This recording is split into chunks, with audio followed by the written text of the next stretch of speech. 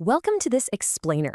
Okay, we've got to dive straight into this today because we are looking at one of the most unexpected and frankly massive financial shocks to hit the auto industry in recent memory. If you've been following the electric vehicle space over the last couple of years, you know the narrative has been pretty gloomy. But suddenly, the script just got flipped entirely.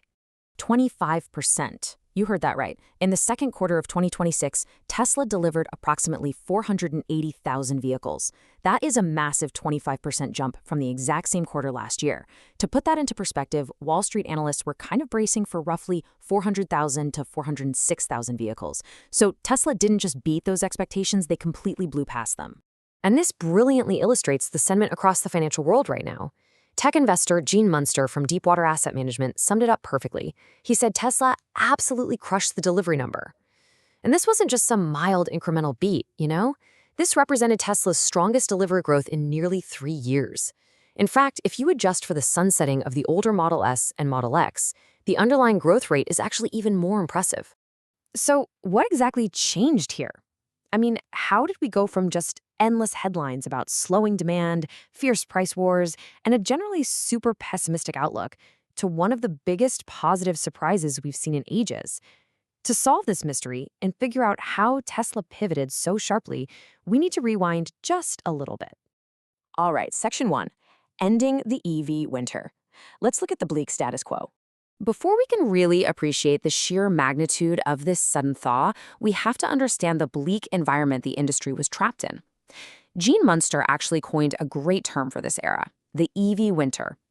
This was a prolonged period of seriously cooling demand. Following the massive initial success of the Model 3 and Model Y, pretty much all the eager early adopters had already bought their cars. Then the macroeconomics hit hard.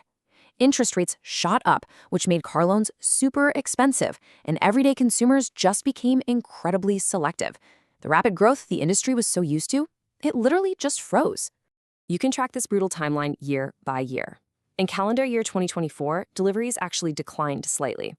In 2025, the market weakened even further. Moving into Q1 of 2026, we saw some, very modest growth return, but then bam, Q2 2026 hits with this sudden, aggressive 25% year-over-year acceleration. Munster believes we are actively watching the end of this EV winter in real time. Moving on to Section 2, the global perfect storm and the aligning global variables. Because look, a massive upside surprise like this doesn't just happen in a vacuum, right? And it certainly wasn't driven by just one magic bullet. Instead, it was like a perfect storm of positive tailwinds hitting all at exactly the right time. We're talking higher gasoline prices in Europe, really steady government incentives, commercial fleet operators stepping up in a huge way, strong demand for the refreshed Model Y over in China, and some highly attractive low-interest financing options. Let's break a few of these down, because they are fascinating. Let's start with Europe, which analysts actually point to as the single largest contributor to this massive beat. What drove it? Plain old expensive gas. When fuel prices spike across Europe, the economics of owning an electric vehicle improve instantly. Suddenly, the math just makes sense for the average buyer because those monthly savings at the pump directly offset the purchase price of the EV.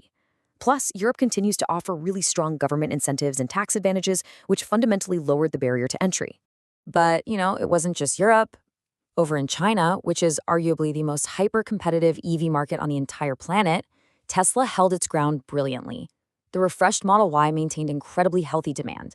This basically coaxed a lot of buyers who were just sitting on the fence, waiting for an update, to finally pull the trigger and place their orders. And they did this completely defying the immense pressure from domestic Chinese manufacturers. All right, Section 3, Strategic Maneuvers. Let's talk financing and inventory. Beyond those shifting regional demands, we have to look really closely at Tesla's strategic internal maneuvers, specifically the distinction between production and deliveries. This is a crucial nuance that a lot of casual observers totally miss.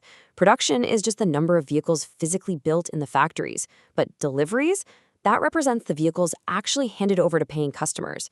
In this specific quarter, Tesla actually delivered more vehicles than they produced. They grabbed a massive boost by clearing out inventory that had piled up during the weaker first quarter. Now, you might be sitting there thinking, well, hold on. If they just cleared out old inventory and got a little lucky with European gas prices, isn't this kind of a fluke? Well, not according to the experts. Munster points out that even if you completely back out those temporary tailwinds and inventory draws, this was still a monster delivery number. The underlying business fundamentally improved. People are actually out there buying the cars at a much higher rate. Which brings us to Section 4, why the US market lagged. Let's look at this domestic twist. With all this global booming going on, you'd probably assume their home turf would be on fire, right? Well, actually, scratch that. The United States was surprisingly a weak point in this quarter, and they were facing a very specific set of headwinds.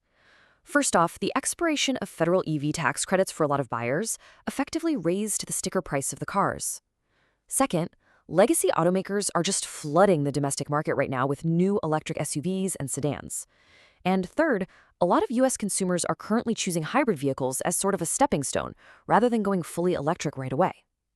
This means Tesla's global performance was so incredibly dominant that it entirely overcompensated for a pretty stagnant domestic market. And finally, Section 5, why deliveries still matter, the AI connection. I want to shift gears for the climax of this explainer here, especially for anyone out there who thinks Tesla is no longer a car company, but strictly an AI and robotics company. There's this whole narrative out there right now that physical car sales are just old news. But Gene Munster's thesis on this is super simple. More vehicles are more shots on goal.